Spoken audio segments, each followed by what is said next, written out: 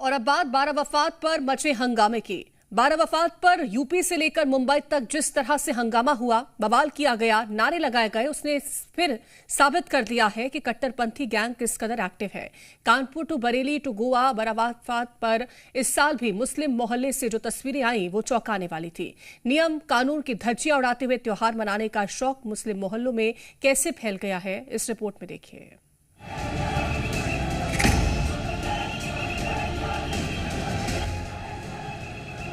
बरेली में जानलेवा स्टंट, चित्तौड़गढ़ में जुलूस के दौरान हंगामा, मुंबई परेल में जुलूस के दौरान विवाद, कानपुर में 12 वफात जुलूस के दौरान दो पक्षों के बीच मारपीट और गोंडा में तो सिर तन से जुदा तक के नारे लगे।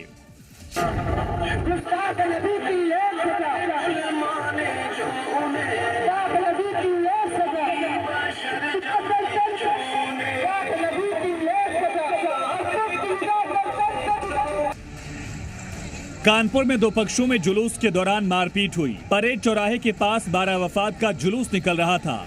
मारपीट का वीडियो सोशल मीडिया पर वायरल हो गया। कानपुर में इसी 12 वफात के दिन पिछले साल यानी 2025 में आई लव मोहम्मद का बैनर लगा था, जिसकी चिंगारी देर तक सुलगती रही और अब एक बार फिर मुस्लिम पर्व पर सांप्रदायिक विद्वेष की वही आग फिर से सुलगाने की कोशिश हुई।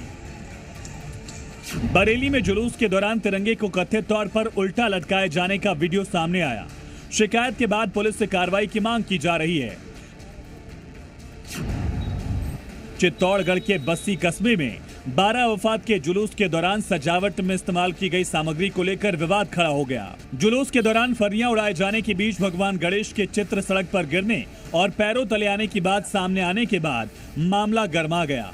इसके बाद दोनों पक्ष आमने सामने आ गए। हालात तनावपूर्ण हो गए।